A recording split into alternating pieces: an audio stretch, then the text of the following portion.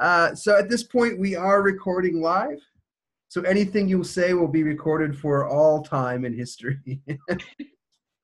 All right, here's a little bit about what we're going to do in our time together today. First of all, our main goal is ultimately to familiarize you with the approach of the Spirit of Truth series. To do that, we're going to spend a few minutes on kind of the 40,000-foot view of Spirit of Truth. That's our kind of introduction to the broad strokes of things and kind of thinking behind the overview of the curriculum. Then we'll take a deeper dive into the nuts and bolts of a lesson plan and the instructional design of the curriculum. And it's in that section where it'll be really handy if you had your teacher's guide with you, and you can flip to some of the features I'll be talking about directly in your grade level's guide and see them for yourself. Then we'll talk about, towards the end, our online resource, which is a great way that we continually will support you over the course of the year through the different stuff we offer on our website. I'll jump directly to our website live and show that to you. And actually, that just got a nice glossy refresh and design as of maybe 3 days ago. So it looks pretty slick today, and it's pretty user-friendly. So I'll show you what that looks like. We're pretty proud of how that turned out. And then at the end, I will pause for question and answers. However, I will just say this. If you have questions that come up over the course of our time together today, just interrupt me and let me know. I'm happy to pause and address your question as it comes up, okay? Okay. Like I said, you're a tiny little box on my screen right now, so if you do have a question, you might need to, wave your hands or do a jumping jack or something like that to get my attention. But again, I'm happy to pause, okay? All right. I sent you an email a couple days ago with a little bit of information about today. In that email, I sent you a link to our orientation videos. Did you guys have a chance to watch some or all of those videos at all? Yes. Yes? Great. Yes. You might recognize the voice on those videos as belonging to me. My mom always said I had a face for radio, so I started recording videos. That's a joke. So if you haven't had a chance to watch those videos yet, I would encourage you to do so. They're pretty short. They're each between 2 and 5 minutes in length, and they cover a whole lot more information than we're going to be able to fully cover here today. I'm really just going to spend some time reviewing some of the key information in those videos and emphasizing the most important things that you should know to get up and running and rocking and rolling with the Spirit of Truth curriculum. But those videos are a great resource to cover the basics in depth of the curriculum.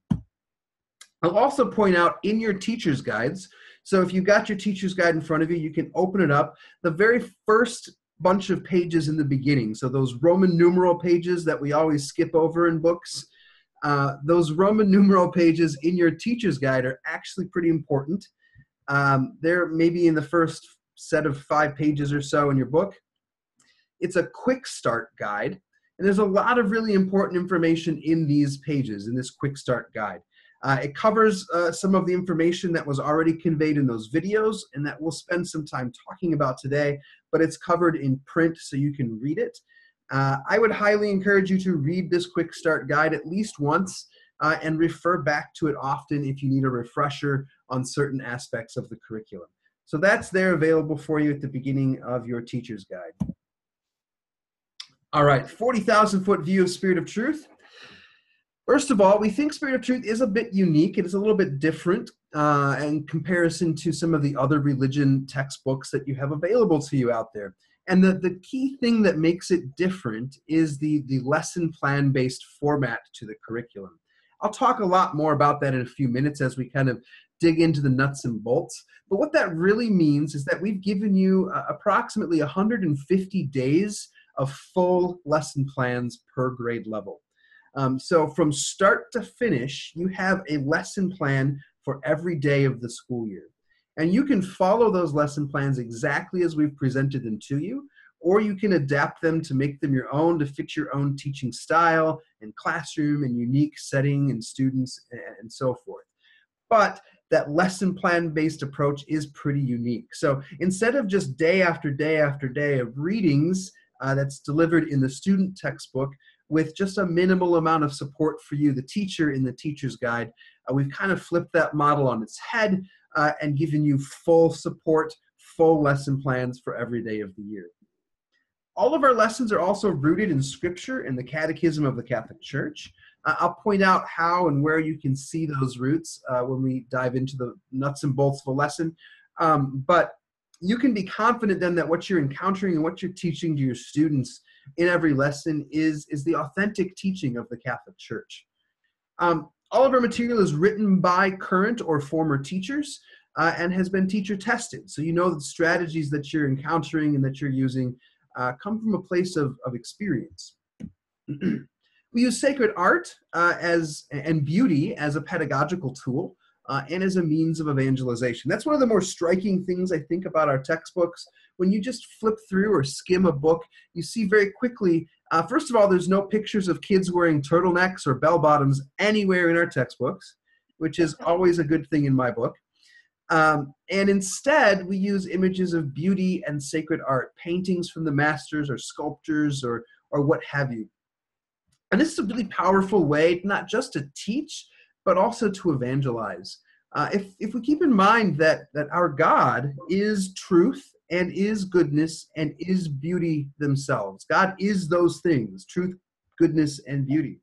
And so when we encounter something that is beautiful, when we contemplate something that is beautiful, we're not just contemplating or encountering that painting or that thing. We're also, in a certain way, encountering God himself.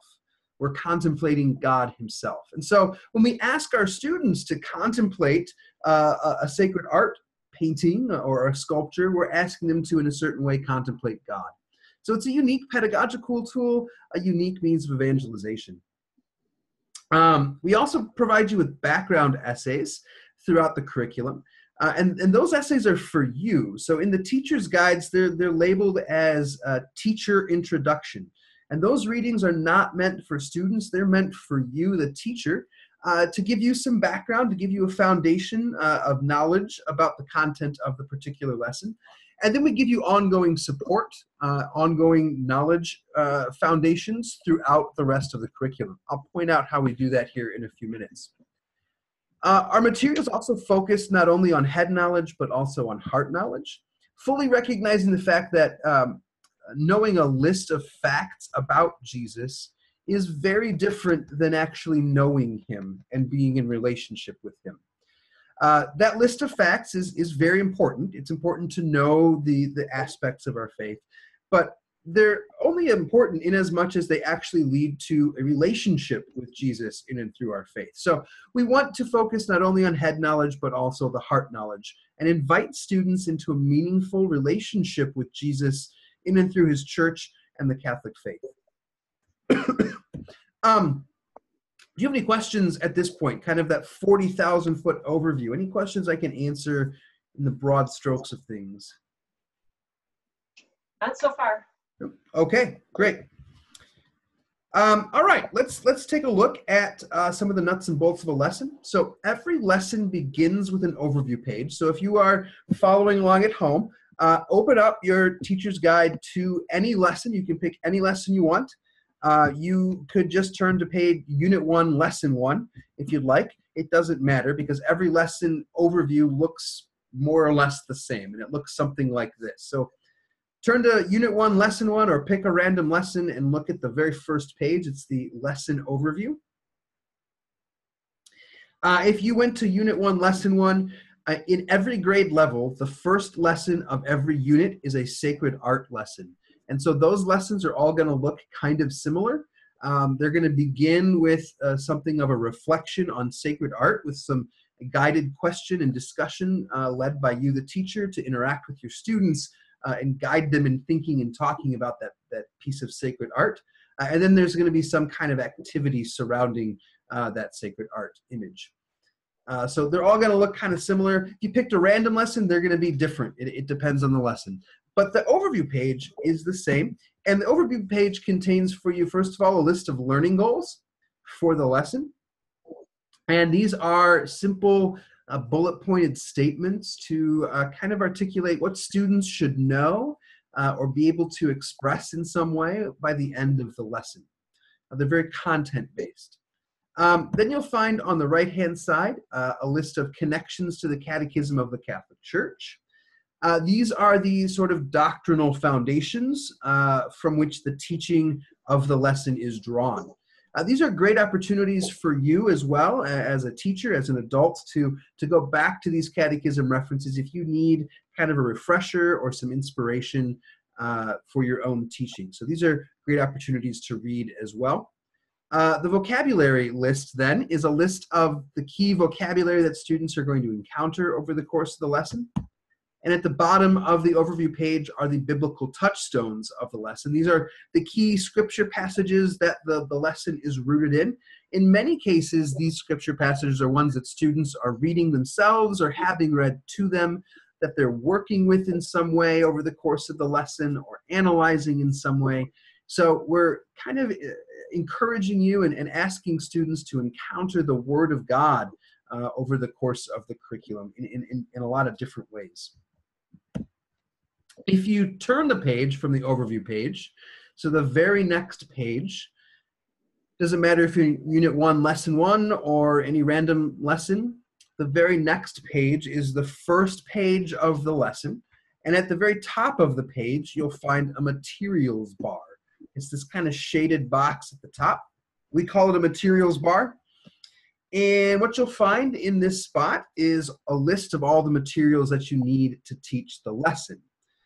In most cases, it's going to talk about, or it's going to list for you what the student workbook pages are that students are going to be working on over the course of the lesson. And so you'll see here, for example, it's listing Boulevard Montmartre Spring. That's the title of one of the worksheets or the workbook pages that goes with this lesson. Same with What is Justice. It's also going to list then what you might need outside of the textbooks to gather for a lesson. Here it's listing Genesis chapter 1. So rather than reprinting the entirety of Genesis chapter 1 in the textbook, we're just asking you to grab your Bible and have Genesis chapter 1 ready. But you'll also find in here a list of crayons, markers, colored pencils, construction paper, string, whatever you might need to make a particular lesson happen. Okay. This is an important thing to note here. So when I say that we've given you 150 days of lessons per grade level, what that really means is that we've given you actually 53-day lessons. And each day, then if you do the math, equals about 150 days of material. Does that make sense? So it's 53-day lessons. And then you have, if you do the math, 150 days of material. We kind of came upon this approach to the topic, the 3-day lesson plan, because what it does is it allows you to go deeper into a topic rather than just kind of doing sort of a surface level touch on topics and moving on. A 3-day approach allows you to explore a particular topic in more depth and to vary your teaching style in doing so, so that there's a number of different kind of strategies and activities employed to help reinforce the teaching. Each day then includes a warm-up, an activity, and a formative assessment. So every day of those 3-day lessons has those 3 features: a warm-up, an activity, and a formative assessment.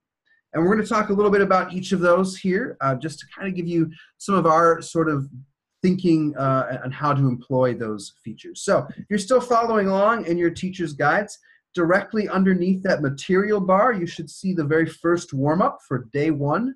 Warm-up. And if you flip through the rest of the lesson, you'll see there should be 2 more warm-ups in that lesson. The warm-ups look something like this, and they're really meant to hook student interest, to get them intrigued and engaged in the learning that's going to occur over the course of the lesson. Warm-ups often begin with activities that draw from student experience. And so what this means is it helps you meet students where they are and invite them to first reflect on their own knowledge and experience before drawing out new learning. And really where this kind of methodology comes from is it follows Jesus's example. That's what we were trying to do with the warm-ups, is to teach as Jesus taught. And if we look in the Gospels, if we look at when Jesus taught in the Gospels, he did a couple of things every single time.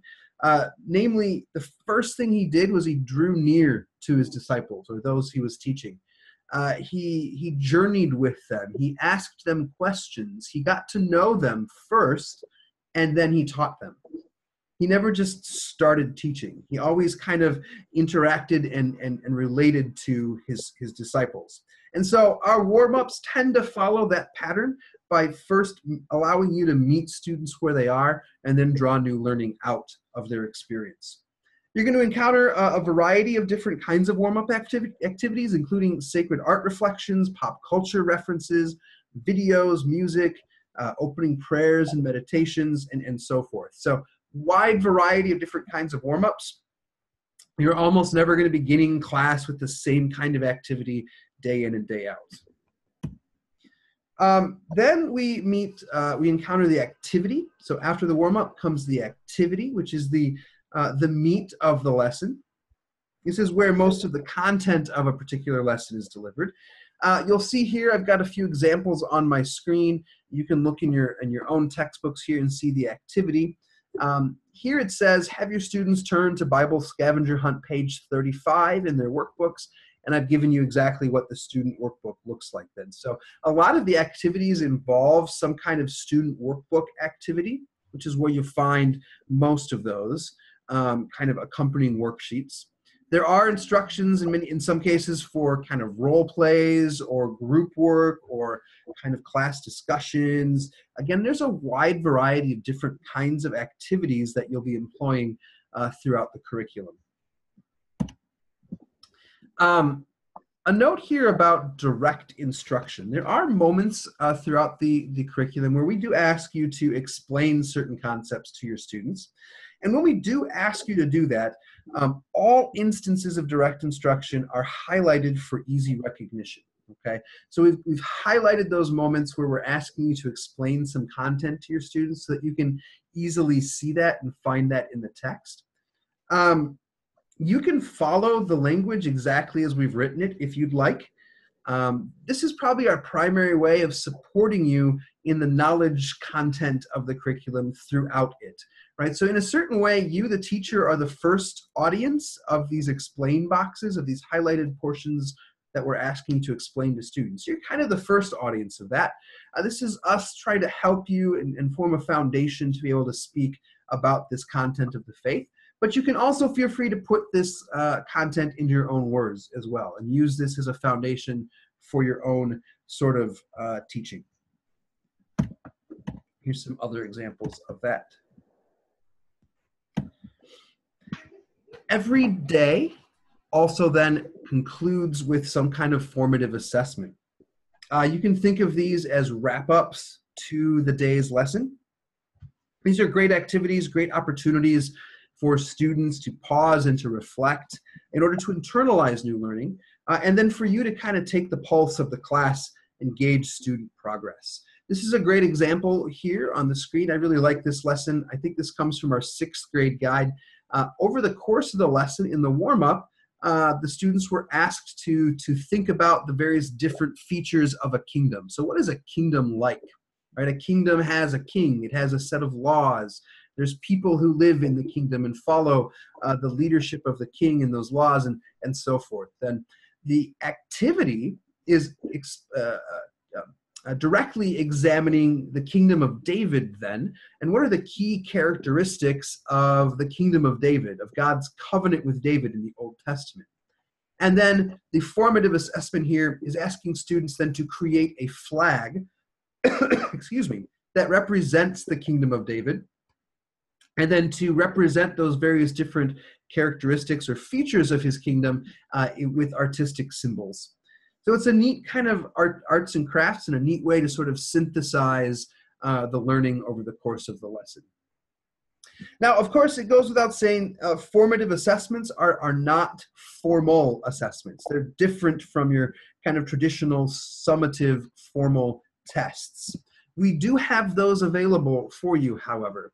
And so I'll point this out. If you have not been to this website yet, write down this website. This is going to be one of your best friends while using the curriculum. SophiaInstituteForTeachers.org/Spirit of Truth Supplements. Bookmark that, check back to it often. One of the things you'll find on this website here is access to our formal tests. They're matching true, false, multiple choice, short answer kind of tests. There is one formal test for every unit in every grade level. So it is a summative end of unit test for every unit in every grade level. How you get access to these, you go to the website, there's a tab there that says tests. If you click on it, it'll ask you for some information, and then you hit submit, and it's gonna send a request to us, which we'll respond to usually within the same day, if not within the same hour. And we will then send you access to the tests directly in your email in Word document format. And so what that means is, one, it allows us to kind of keep control on who's gaining access to the tests, and two, in Word document format, that gives you the freedom to adapt the tests however you'd like. If you want to chop them up into smaller pieces and administer them to your students over a period of days, feel free to do that. If you'd like to change questions, remove questions, add questions, whatever you'd like to do, feel free to do so. We made that to be as adaptable as possible for you intentionally. If you're still following along in your teacher's guide, you'll notice in the instructions for a lesson, in the margins, we've given you small reproductions or thumbnails of the student workbook pages, okay? These are not meant to be read. They're pretty small, so I wouldn't recommend trying to read the student workbook pages from the thumbnails. They're really just meant for you to be able to see quickly at a glance what students are looking at when they're working in their workbooks. However, at the end of every 3-day lesson, we have given you all of the student workbook pages reproduced full size so you can read them with answer keys. Okay, it kind of goes without saying here, these are great opportunities for you to assign grades, right? So when you're looking at these student workbook pages, especially ones that have answer keys, great opportunities for you to assign a grade to your students for their completion of these workbook pages. Are we doing okay? Are you guys hanging with me? Yeah, good. Everybody still awake? It's after lunch, so it's tough to go. It is nap time, right? It is nap time. This is good to keep in mind. These are our suggested time frames for teaching a lesson. And we kind of wrote our lessons with these time frames in mind. So grades K through 2, we suggest approximately 20 to 30 minutes. Grades 3 through 5, 30 to 40. And in grades 6 through 8, approximately 40 to 50 minutes. Those are just kind of a rule of thumb. Of course, you do not have to follow those time frames, okay? You can adapt the material to fit longer or shorter time frames, whatever the case might be for you guys. Feel free to do a warm-up on Monday and then the activity and assessment on Tuesday and so forth, if that works better for you. Or feel free to combine a couple of lessons to do 2 of them in one day if you've got a longer period. Whatever works, feel free. These are suggested timeframes forever if you followed it exactly as we've written it. This next slide, actually these next 2 slides, are probably the most important slides in this entire presentation. So if you're snoozing, wake up for 2 minutes and I really want to emphasize this information here. Because I think this is often the most misunderstood piece of the Spirit of Truth curriculum. And it kind of goes back to the idea of the lesson plan based format and why that's unique and maybe a little different than you're used to teaching with. Instead of relying on the student textbook to deliver the majority of content through day after day of readings, Spirit of Truth student workbooks and teacher's guides, they work together to create a full and interactive lesson experience for your students. So one is incomplete without the other. If you only ever pick up the student workbook and completely ignore the teacher's guide, you might be left thinking that it's missing content, that there's a lot of content that's not present. And you're probably right, because you're missing half of the experience of the lesson. A lot of the lesson content and the delivery of content is included in the instructions contained in the teacher's guide. So you need both for the complete experience. I'd like to use these three words to describe the way these work together, that they're interactive, that they're relational, and that they're incarnational, the way that student workbook and the teacher's guides work together. What that means in a practical sort of way is that Spirit of Truth works best when you, the teacher, use the instruction given in the teacher's guide to interact with your students, to engage directly in the learning process with them by building relationships with your students, okay? In a certain way, this goes back to the idea of teaching as Jesus taught. So not only in the warm-ups do we explicitly follow Jesus's pattern of drawing near to students, but we also follow his broader example of interacting with his disciples and building relationships with them, and encourage you to do so as a religion teacher every step of the way. This kind of up-close and personal learning is called incarnational learning. The incarnation, of course, is when the Son of God assumed a human nature and became man in the person of Jesus Christ. Right? In the incarnation, God drew near to us. He entered into relationship with us. He taught us and showed us his love, and then he saved us from sin by dying on the cross and rising from the dead. Now, obviously, we are not Jesus, but we can follow his example. And so the best way to teach about our Catholic faith is to teach as Jesus taught. What that means then is we've given you step-by-step instruction in the teacher's guide. You can follow it exactly as we've given it to you. You can adapt it to your own context and style. But that step-by-step instruction is meant to help you interact with your students and to build relationship with them.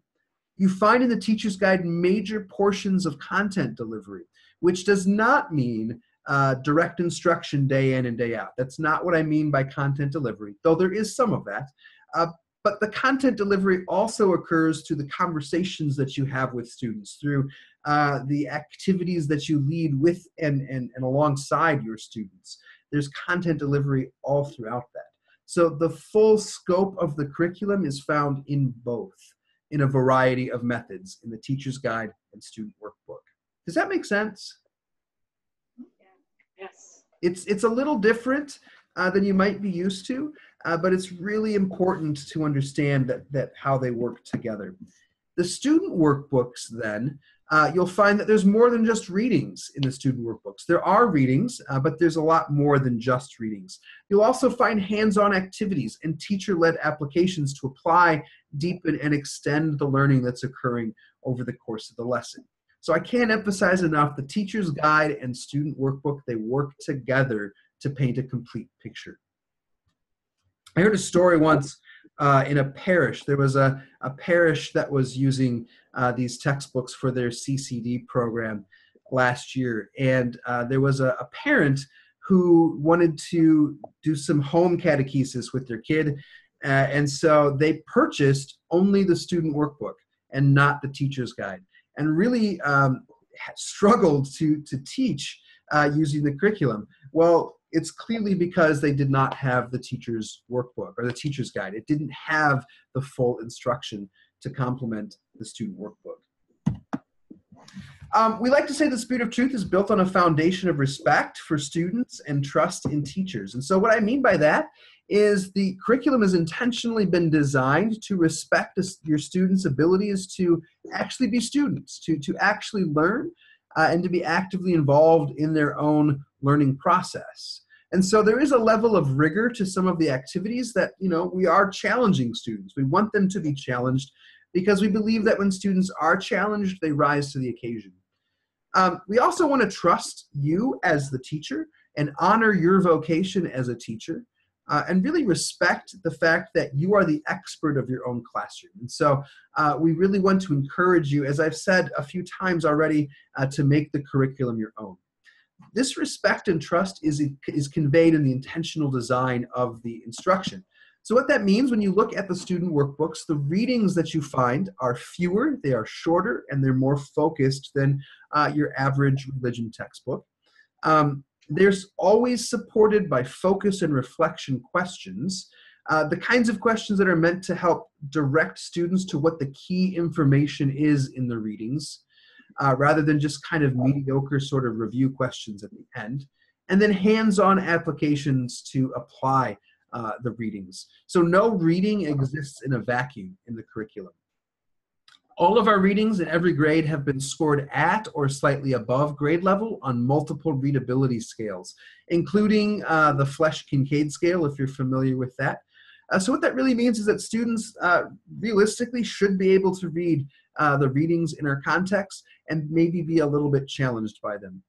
We've used larger font sizes and broader spacing in the curriculum, particularly in the lower grades, in grades K through 2, because it's been shown that larger font sizes and broader spacing contribute to improved reading rates, accuracy, and reading comprehension.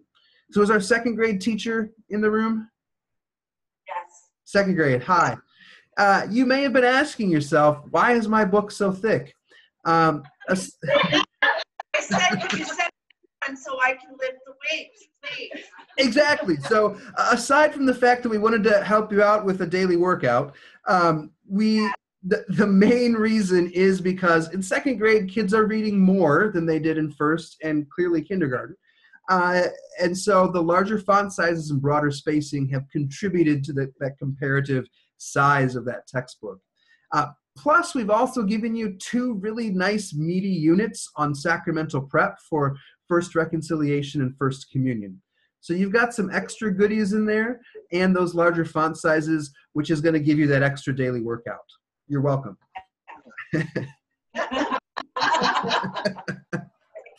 I'd like to say a word here about our Catholic vocabulary that's really incorporated throughout the curriculum. Of course, as Catholics, some of the language of our faith, some of the words that we use can be challenging for kids and adults, for that matter, right? We use big words, we use funny words, we use some words differently in our Catholic faith than we do in other everyday contexts. And so we really want Spirit of Truth to help students grow in using the language of our faith. We've seamlessly woven the vocabulary of our Catholic faith into readings and activities and direct instruction, and then given you the necessary scaffolding that helps students begin to understand their meaning. Words are defined in context, which helps students begin to understand new words as soon as they encounter them. And really, truth be told, we definitely do not shy away from using the language of our faith, even with the little kids, right? Not that we necessarily expect a second grader to drop the word transubstantiation into everyday language and everyday conversation.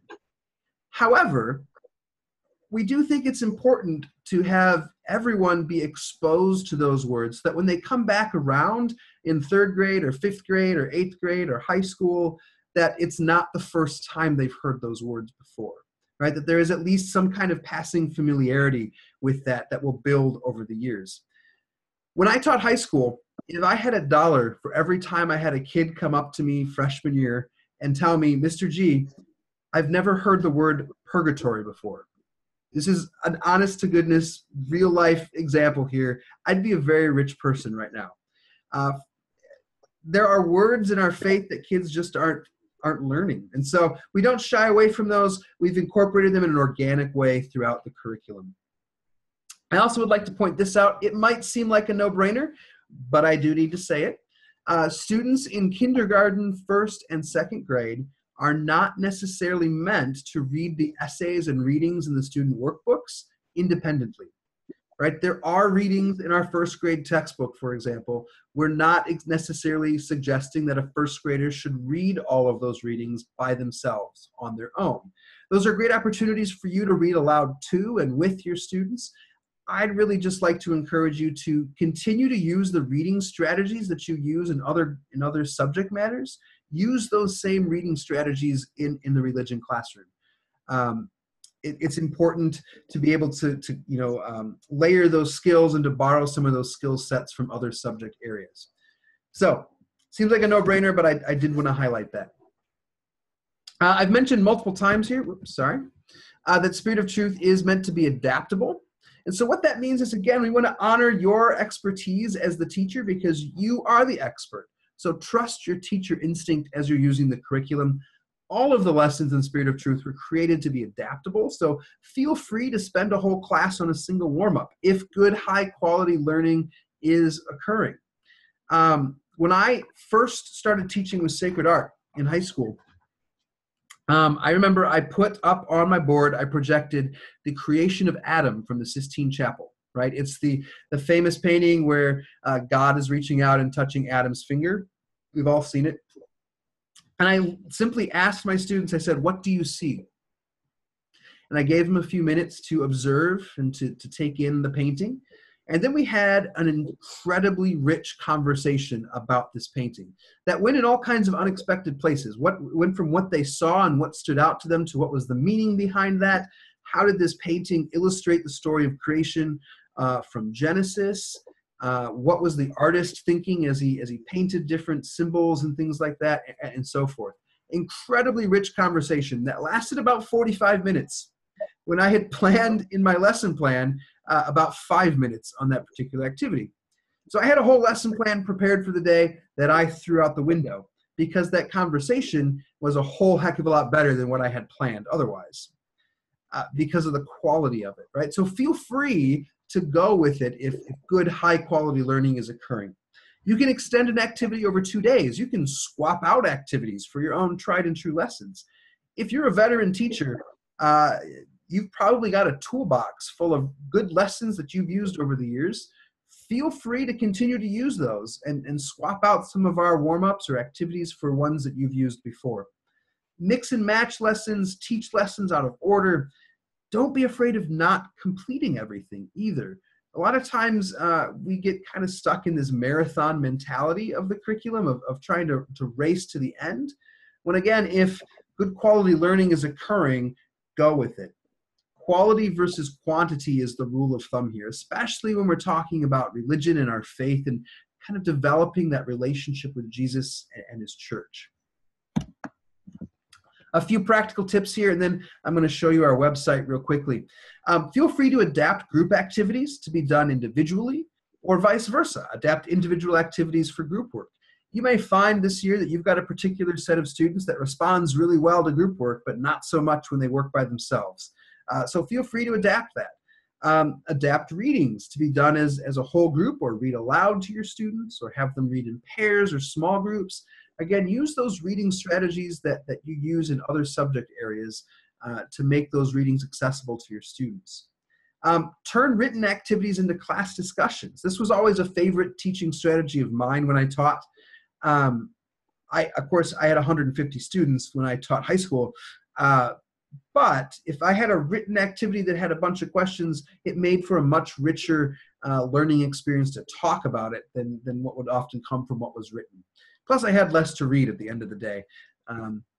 Also, this last point is important. Feel free to swap out sacred art images for ones that you prefer.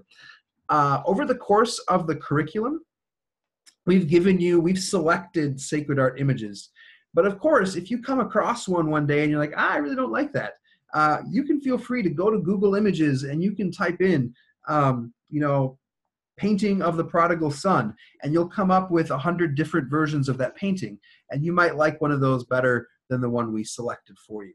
So use stuff that you prefer, adapt it to make it your own. This is a neat feature we've given you. If you still have your teacher's guides open, flip to the very end of the book. It's either Appendix A, B, or C, depending on the grade level, and other appendices, right? And you're looking at the Essential Lessons Guide. If you find yourself spending more time on a lesson than you planned, or that you're falling behind in the pacing of the curriculum, we've given you this Essential Lesson Guide to kind of help you get back on track. So it's a chart of every unit in your grade that indicates the essential days that teach the core content of the lesson. We suggest that these lessons always be taught. The other lessons then, they extend, deepen, and apply the learning from those core essential lessons. There's still great lessons, still great learning occurs within them, but you can feel free to skip them if you're pressed for time, okay? A word about this, these essential lesson guides are also included on our website in free PDF downloads. The Essential Lessons Guide was added to our second printing books. If you, for some reason, don't see an Essential Lessons Guide in yours, it just means you had a first printing. Feel free to go to our website and you can download these guides for free. Okay, our website. I'm actually just going to jump into the website here live. Did you guys write this down before? Yes. SophiaInstituteforTeachers.org/Spirit of Truth Supplements. Bookmark this, return to it often. Give me 1 second here. Jump into that live. And that is right here. All right, so you guys should be looking at it. Says Sophia Institute for Teachers in the top corner. Do you see that? Yes. Great. This is our new flashy redesigned website. Lots of great ways that we support you on the website here. So first of all, there's a link directly to those videos that I mentioned at the beginning, the video orientations. You can access them directly here. We have a button here for supplemental lessons, mini lessons to help you teach about the liturgical year. We connect our kind of liturgical year lessons to the Sunday Gospels during that season. So here, I'll just click on the Lent ones for this past year. You can download them for free. They look something like this. So you still get the learning goals, a list of materials that you need. They're connected to the gospel. So we've given you the text of that Sunday's gospel with a series of questions to kind of help focus on the content of the gospel, and then some kind of activity connected to the season and that particular gospel to help break it open for your students. So this was our Ash Wednesday lesson, I think. Here is an essay about Lent, kind of defining our terms, what Lent is, why we celebrate it, and so forth. There's two versions of this essay. There's one for older grades and one for younger grades. So you can download the one that's more appropriate for what grade you teach.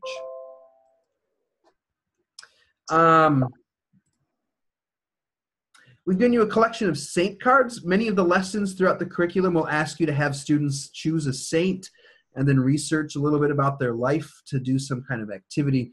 To help make that easier for you, we've given you this collection of free saint cards in a PDF download. They look something like this. There is a table of contents, and then each saint card looks something like this. There's a picture of the saint, a listing of when they lived, their feast day, and then a short summary of their life, a short biography. I'd say these are probably most appropriate for 4th grade and above. You could probably adapt them somehow for some of the younger grades, but that's probably more their target audience. And we've given you PowerPoint slides for every unit and every grade. We're still updating them on the website right now. At least the first semester of PowerPoints will be available for you at the beginning of your school year. I'm posting them up there myself, so I still have to review the grade 2 ones that I have completed. But you can download them for free. I'll just click on one and show you. Every time in the teacher's guide that we ask you to project something and show it to your students, it's included on these slides. So that could be a sacred art image, a prayer, a scripture passage, or a catechism reference, or a quote from a saint. Whatever it might be that we're asking you to project, we put it on these slides. You can download them for free on our website here. Again, there's one for every unit. Some units have a couple of slides if there's something special that needs to be done in that unit. We've also given you a collection of absent student handouts. This is new. And really what this is if you have students absent, it can sometimes be difficult to catch them back up on what they missed. And so anytime there's content in the teacher's guide that needs to be delivered to the students, we've put that content on these PowerPoint slides so that you can send them home and have students review that content with their parents to help them catch up if they were absent. Right now I have the first unit posted in grades 3 through 8. We're working on the rest and should have those available for you soon. There's a list of all of the external videos. So anytime in the curriculum we ask you to show a video, we've given you a link in the printed text. You can type in that link if you'd like, or you can just go to this bookmark page and you can click on the link directly and it'll take you right to that website, right to that video, okay? I do have one request for you as you're using these videos, however. A lot of these are YouTube videos or links to outside sources, so they're not our videos. We don't host them, we don't own them. Sometimes those videos disappear or the link goes dead. If you find one that just disappeared or went dead, let me know, please. Shoot me an email and I'll drop what I'm doing if I'm able to at the moment, and I will find an equivalent video ASAP and replace it. So anytime you see here it says new link, those were times where we replaced a video that went dead with an equivalent. Here's where you access the tests. Here's the form that you would fill out.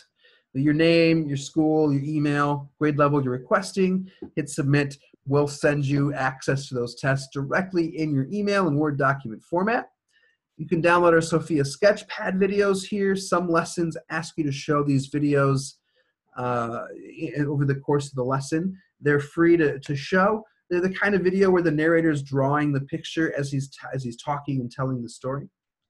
And then we're continually updating our website over the course of the school year. So check back often. There might be new stuff up here. We take your feedback to heart. So if there's something that you notice that you would like or that you would make things easier for you, if it's something within our power to do relatively quickly, we may just do it right away and put it available to you and everybody else using Spirit of Truth on our website. All right, that's everything I had. I know that's a lot of information I went through. Do you have any questions for me? That was pretty thorough. Yeah, thank you. We're excited. Absolutely. Love the liturgical pictures too. Love that. Oh, great. Love it. Well, thank you. It's a very powerful way to teach. I think you guys will have a good experience using those images and the other strategies in the textbook as well. Well, if you don't have any questions, let me just say this as a reminder. If you wake up tomorrow and think, shoot, I should have asked that question, please email me and ask me questions. Send me concerns, comments, feedback. We're really, truly serious when we say we want to support you and journey with you as you're using this curriculum over the course of the year. Keep an eye on your emails. I do plan on sending out, this is new this year, something of a monthly newsletter that might have an article written kind of for your own formation and some news and notes about the curriculum, some upcoming, Catholic dates that are important to know. We're planning on also hosting topical webinars over the course of the year, kind of like what we did today, but on specific topics. So there might be a webinar on how to more effectively teach with Scripture, or how to teach more effectively with sacred art and so forth. So you can sign up for those. They'll be free. We'll let you know when they happen. But we promise not to be too oppressive with our correspondence with you. We know your time and your email is precious, but keep an eye for the good stuff when we do send it to you, okay? All right. Thank you. You're very welcome. Please know of our prayers for you as you guys begin your school year, and our prayers for your students as well. And please keep us in your prayers too. All right. Thank you so much. Good job. You're welcome. Best of luck to you guys. Thank you very much. Good job yourselves. Have a wonderful rest of your day, and God bless. All right. Thank you. Bye-bye. Bye.